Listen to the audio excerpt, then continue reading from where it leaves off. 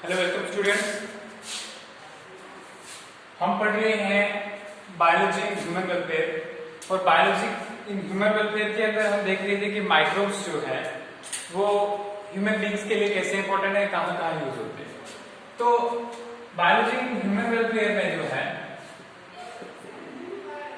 अभी तक हमने माइक्रोब्स के बारे में देखा और प्लांट टिश्यू कल्चर के बारे में देखा, ठीक है, प्लांट ब्रीडिंग के बारे में देखा। तो यहां पे जो है आज देखेंगे हम माइक्रोब्स जो है, माइक्रोब्स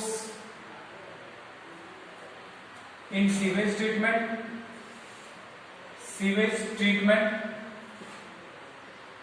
और देखेंगे माइक्रोब्स इन गोबर गैस प्रोडक्शन।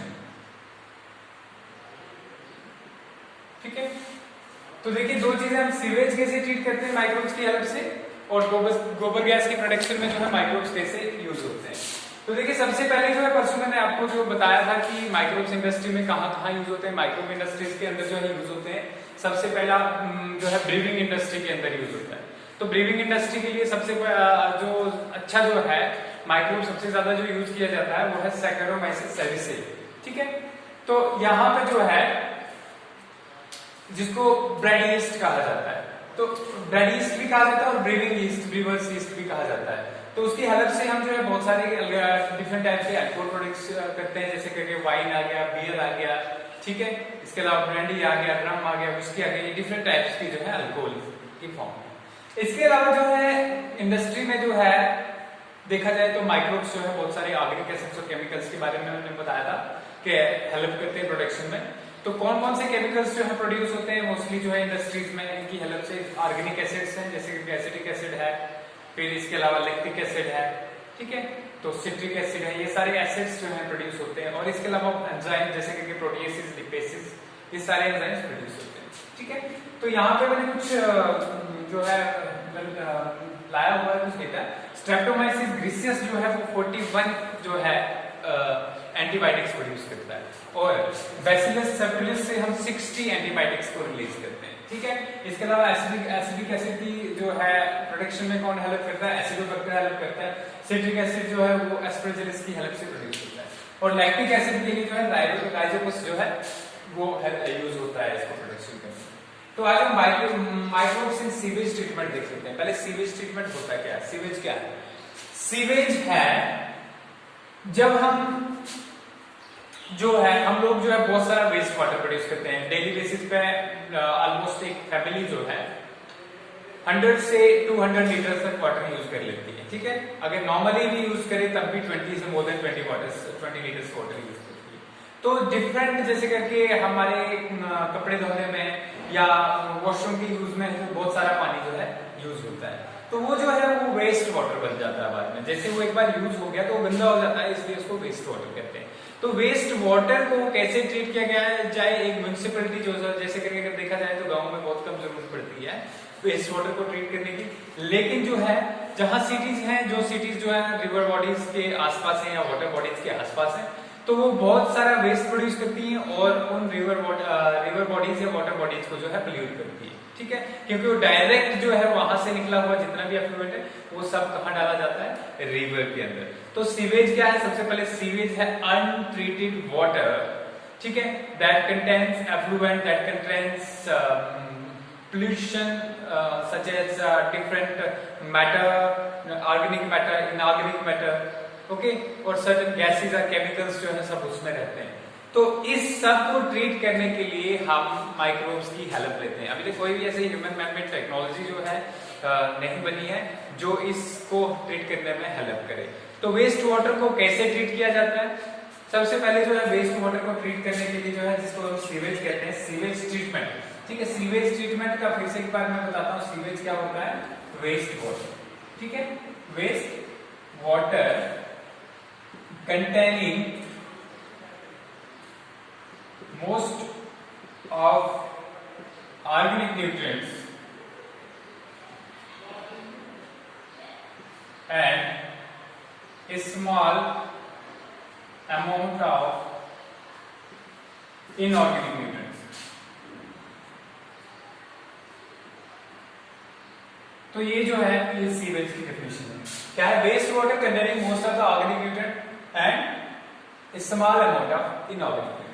देखिए मोस्टली क्या है, अगर हम इसको जो है कहीं बाहर ऐसे ही इन्वायरमेंट में फेंक दें तो उससे क्या होगा, उससे एक तो इन्वायरमेंट के अंदर जो है बहुत सारे बैक्टीरिया प्रोड्यूस होंगे जो उसको डिकम्पोज करने के लिए उस पर जो है फीड करेंगे और उसी से जो है बहुत सारी जो बीमारियां फैलने का खतरा रहता है। नंबर एक। नंबर दो जो है, अगर हम डायरेक्टली कहीं फील्ड्स में डालते हैं, प्लांट्स में डाल दें, ठीक है, तो उससे क्या होगा कि मोस्टली इनऑर्गेनिक मैटर कहां से निकलता है? मोस्टली प्लांट्स और एनिमल्स से, ठीक है। तो अगर हम इसको डायरेक्ट फील्ड में डाल दें तो उस पर बहुत सारे बैक्टीरिया ऑलरेडी प्रेजेंट हो सकते हैं जो प्लांट्स में भी डिजीज काज कर सकते हैं।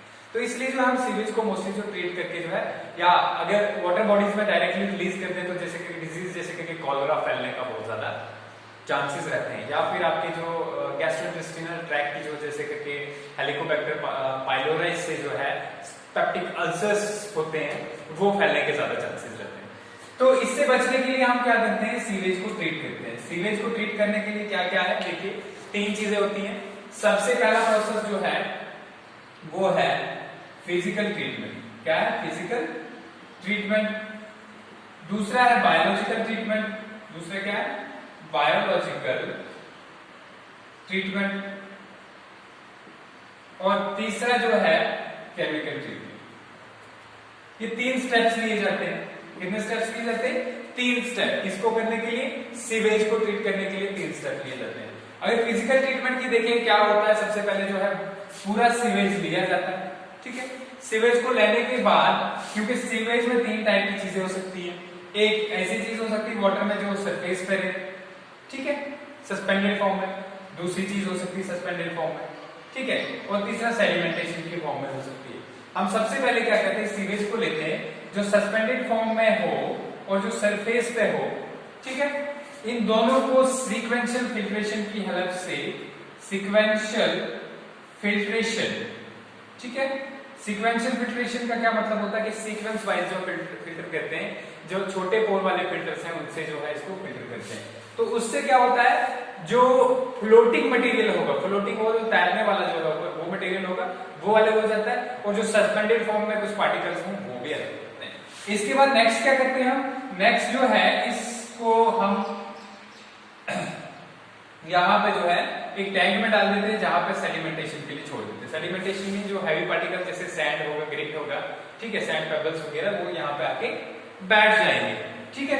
तो यहाँ पे इस प्रोसेस से क्या होगा, ऊपर पानी बचेगा। उस पानी को जो है अभी जो नीचे यहाँ पे बैठ जाता है और ये सीक्वेंशियल फिल्ट्रेशन से जो निकला इसको कहते हैं प्राइमरी स्लज। क्या कहते हैं? प्राइमरी स्लज, ठीक है, ये हो गया। तो यहां पे इसके बाद जो है हमारे पास ये सुपरनेटेंट जो बचता है,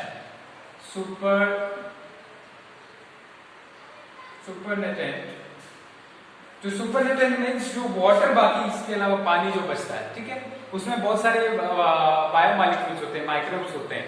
तो उसको हम क्या करते हैं, उसको बाद में एरेशन टैंक्स में देते हैं, ठीक है। एरेशन टैंक किया क्या हमने पहले? सबसे पहले हमने सीवेज लिया। सीवेज को हमने जो सीक्वेंशियल फिल्ट्रेशन की है पहले से, जो फ्लोटिंग मटेरियल उसके ऊपर था तैरने वाला, या सस्पेंडेड फॉर्म में जो बड़े बड़े पार्टिकल्स थे, उसको हमने फिल्टर्स की हेल्प से जो है अलग कर दिया।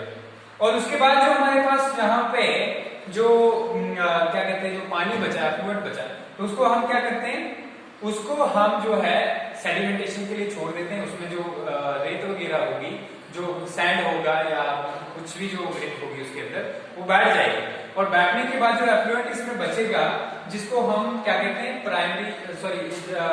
सुपरनेटेंट कहते हैं, उसको हम फिर बायोलॉजिकल ट्रीटमेंट के लिए छोड़ देते हैं, ठीक है। समझ में आ गया? पहला आ गया फिजिकल ट्रीटमेंट हो गया हमारा।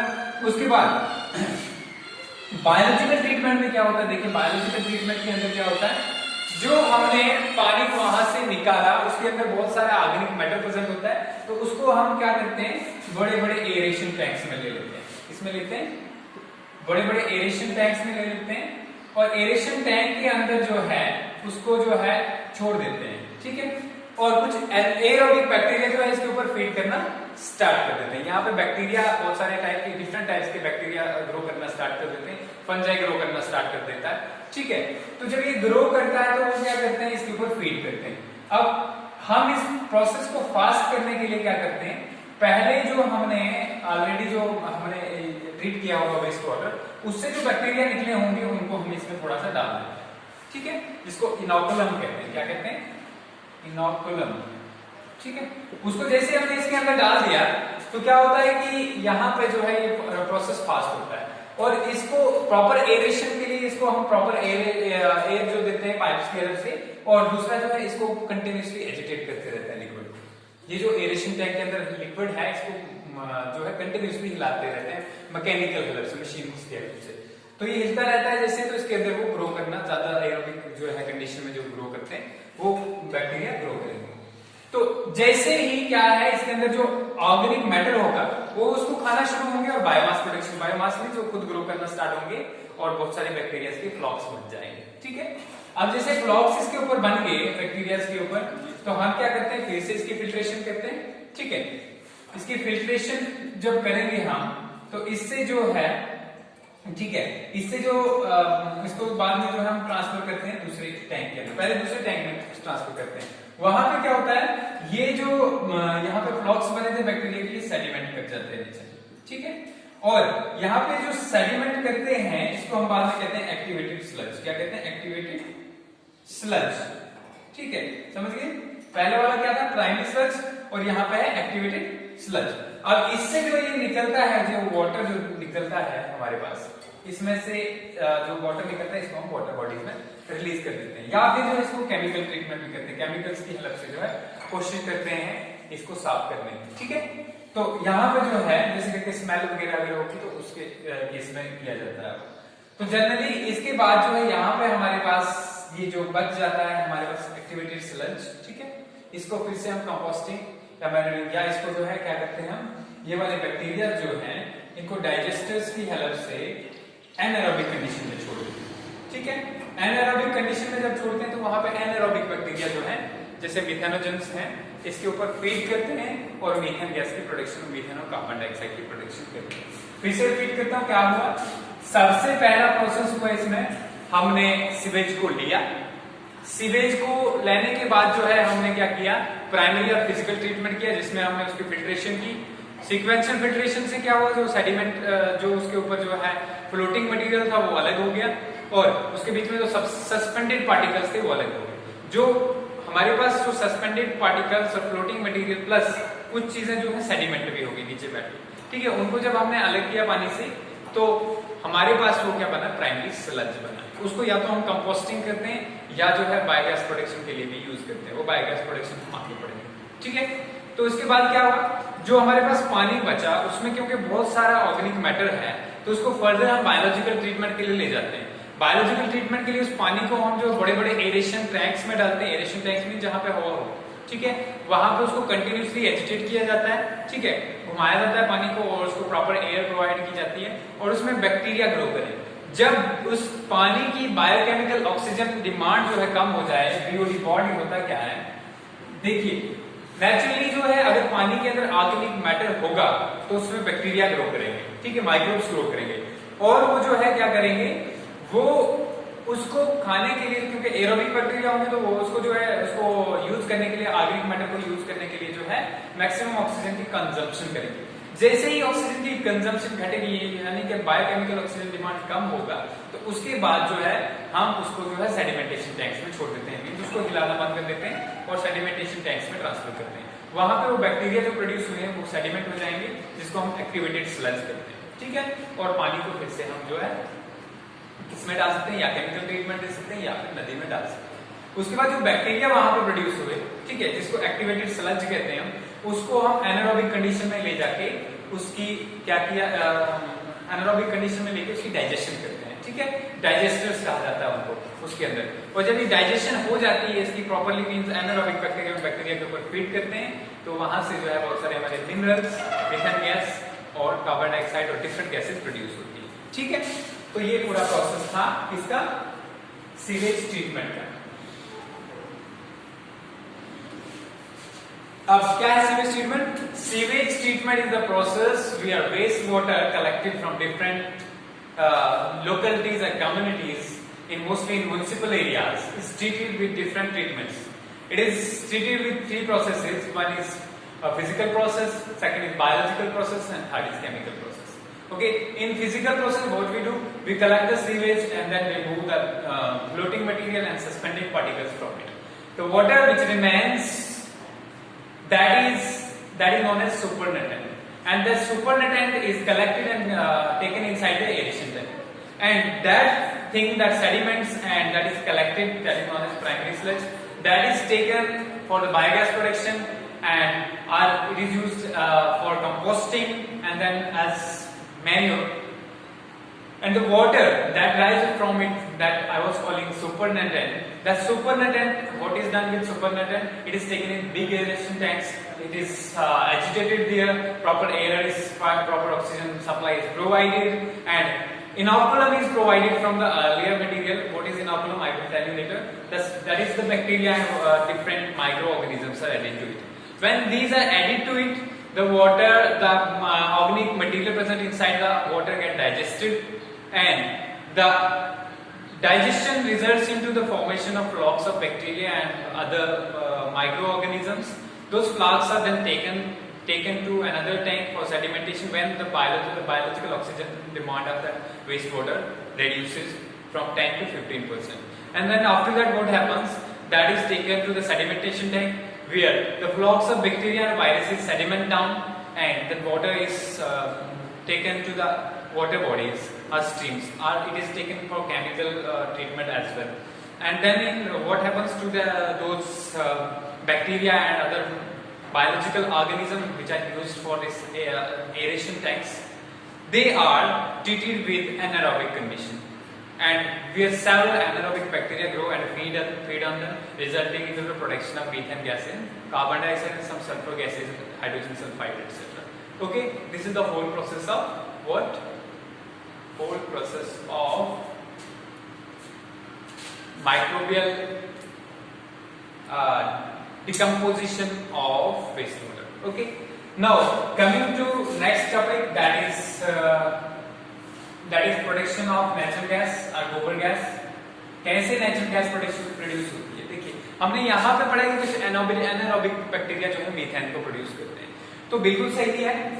हमारे पास बहुत सारे ऐसे बैक्टीरिया होते हैं जो डिफरेंट टाइप के ऑर्गेनिक मैटर को यूज करते हैं. ठीक है, अलग अलग टाइप का ऑर्गेनिक मैटर, जैसे कि सेलुलोज डिकम्पोजिंग बैक्टीरिया होते हैं, ठीक, स्टार्च डिकम्पोजिंग बैक्टीरिया होते हैं, और बहुत सारे जो हैं जो कोई भी कार्बोहाइड्रेट्स उनके ऊपर फिट करने वाले बैक्टीरिया और फंजाई होते हैं. ठीक है, तो यहाँ पे होता क्या है, जनरली यहाँ पे 3 प्रोसेस होते हैं. गोबर गैस की प्रोडक्शन में 3 प्रोसेसेस होते हैं. पहला प्रोसेस जो होता है, पहला प्रोसेस होता है सॉल्युबलाइजेशन. ठीक है. दूसरा होता है एक्टिवेशन. ठीक है, या हम कह सकते हैं इसको एसिडिफिकेशन.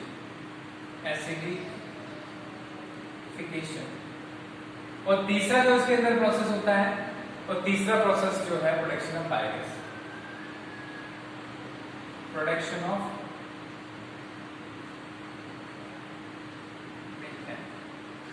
ठीक है. इससे पहले देखते हैं कि जो इंडिया के अंदर जो है बायोगैस की प्रोडक्शन को किसने स्टार्ट किया. Indian agriculture research institute. ठीक है, इंडियन एग्रीकल्चर रिसर्च इंस्टीट्यूट और khadi and village industries board. ठीक है, क्या है? इंडियन एग्रीकल्चर रिसर्च इंस्टीट्यूट है और खादी और विलेज इंडस्ट्रीज बोर्ड. इन दोनों ने मिलकर जो है इंडिया के अंदर जो है बायोगैस प्रोडक्शन करने का काम स्टार्ट किया. ठीक है, अब बायोगैस में मैंने बोला कि 3 प्रोसेस होते हैं. ये सॉल्युबलाइजेशन क्या है? जनरली आप देखोगे कि मोस्टली जो है एनिमल एक्सक्रीटा जो होता है, या ह्यूमन एक्सक्रीटा भी कुछ भी यूज कर सकते हैं आप. ठीक है, उसमें क्या किया जाता है, ये एनिमल एक्सक्रीटा जैसे काउ डंग हो गया, इसको कलेक्ट किया जाता है. कलेक्ट करने के बाद जो है उसको जो है पानी के साथ मिक्स करके एक स्लरी बनाई जाती है. ठीक है, स्लरी बनाने के बाद क्या होता है, इसको टैंक्स के अंदर डाल दिया जाता है. लगभग 10 से 15 फीट की हाइट के टैंक होते हैं. ठीक है, इसके अंदर हम क्या करते हैं, इसके अंदर जो स्लरी को डाल दें. ठीक है, स्लरी के अंदर पहला प्रोसेस होता है सॉल्युबलाइजेशन. सॉल्युबलाइजेशन में होता क्या है, सॉल्युबलाइजेशन में सबसे पहले जो बैक्टीरिया जो क्या करते हैं, जो हमारे पास ऑर्गेनिक मैटर होता है वो कॉम्प्लेक्स फॉर्म होता है. जैसे सेलुलोज जो है क्या है, पॉलीसेकेराइड स्टार्च है। इसको डिकम्पोज करके बैक्टीरिया पहले मोनोसेकेराइड यानी सिंपल ऑर्गेनिक कंपाउंड्स में कन्वर्ट करते हैं और इस प्रोसेस को क्या कहते हैं, सॉल्युबलाइजेशन। ठीक है, दूसरे प्रोसेस में क्या होता है, इस सिंपल सॉल्युबल ये जो फॉर्म में कन्वर्ट हो गए कंपाउंड्स, इनको एसिड फॉर्म में कन्वर्ट किया जाता है। जैसे करके एसिटिक एसिड आ गया, लैक्टिक एसिड आ गया, ठीक है, इस फॉर्म में कन्वर्ट कर दिया जाता है। किसमें, जैसे करके एसिटिक एसिड है हमारे पास, ठीक है, एसिटिक एसिड आ गया, लैक्टिक एसिड आ गया, तो इसमें जैसे कन्वर्ट करते हैं एसिडिफिकेशन की हेल्प से, बाद में इस एसिडिक एसिड से जो है हम प्रोडक्शन ऑफ मीथेन, ये सारा प्रोसेस किसकी हेल्प से होता है, माइक्रोब्स की हेल्प से होता है। आप देखिए सॉल्युबलाइजेशन के बाद जैसे जो है हमने टैंक में डाल दिया, टैंक के बाद जो है हम इसको जो है एक ऐसा कवर डालते हैं जो फ्लोटिंग हो, ठीक है, फ्लोटिंग कवर इसके ऊपर, तो जैसे गैस प्रोड्यूस होती रहती है तो ये फ्लोटिंग कवर जो है ऊपर चढ़ता रहता है, तो हमें पता चलता है गैस। तो यहाँ से जो है ये डायरेक्ट आप किचन के लिए सप्लाई दे सकते हो या इसको जो है किसी कंटेनर में भर भी सकते हो, जैसे सिलेंडर्स वगैरह में डाल सकते हो। तो ये सारा प्रोसेस क्या है, बायोगैस प्रोडक्शन का, गोबर गैस प्रोडक्शन भी कह सकते हैं, बायोगैस प्रोडक्शन। तो अब अगर आपको क्वेश्चन आए explain the role of organisms or biological microorganisms into the production of biogas, तो आप क्या लिखोगे, ठीक है, तो biogas production consists of 3 steps which is done by different types of bacteria. Okay, the first is solubilization process. In the solubilization process what happens, different bacteria and microorganisms such as fungi, okay, yeast etc., Saccharomyces cerevisiae etc., what do they do, they decompose the complex organic matter, and this complex organic matter is converted into simple organic matter, and simple organic matter such as monosaccharides are in the case of sugars. And then what happens after that, after solubilization there comes the acidification process. In acidification process what happens, this simple form of compounds such as monosaccharides, as sugars, they are converted into what, acids, such as lactose is converted into lactic acid, and other compounds are converted into acetic acid etc.